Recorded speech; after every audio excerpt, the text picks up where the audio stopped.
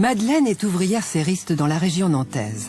Le travail de Madeleine, c'est l'entretien des cultures de tomates sous serre.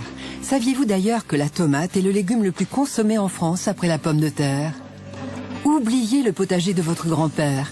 Ici, les serres ont une superficie moyenne de 4000 mètres carrés.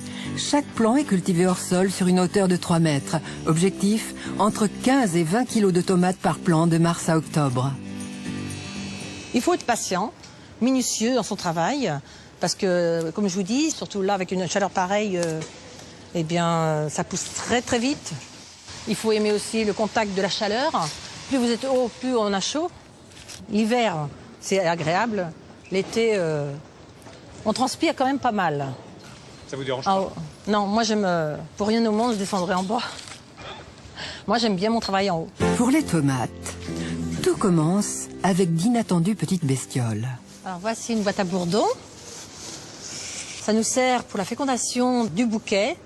Si on n'avait pas de bourdons, la fleur ne serait pas fécondée et on n'aurait pas de tomates. Donc c'est nos amis les bourdons parce qu'on vit avec. Et sans bourdons, il n'y aurait pas de tomates. Charles nous explique les différentes phases de travail d'un ouvrier serriste. Du début jusqu'à la fin, il faut entretenir la plante, c'est-à-dire la palisser pour la faire tenir, comme dans un jardin où vous mettez des tuteurs. Il faut tailler les gourmands pour éviter que la végétation soit trop luxuriante. Il faut tailler les bouquets. Ici, on est avec des variétés grappes.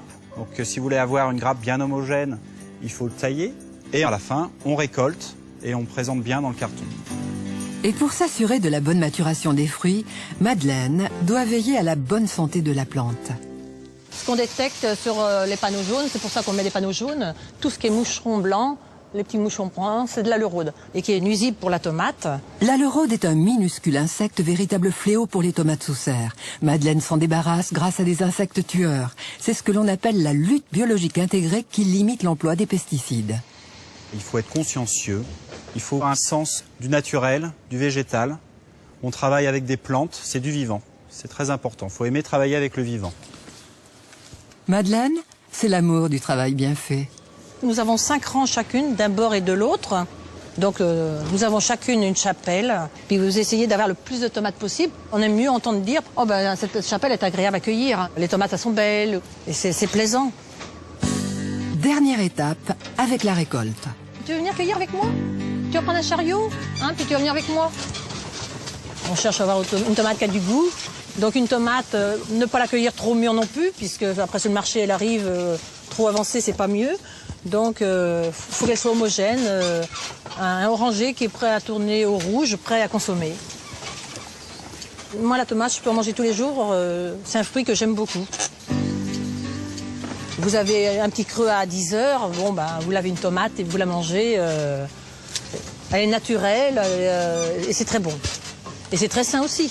Rappelons que le maraîchage est l'un des plus gros secteurs d'emploi agricole en France, avec des effectifs salariés en constante progression. Les postes sont ouverts à tout type de personnes.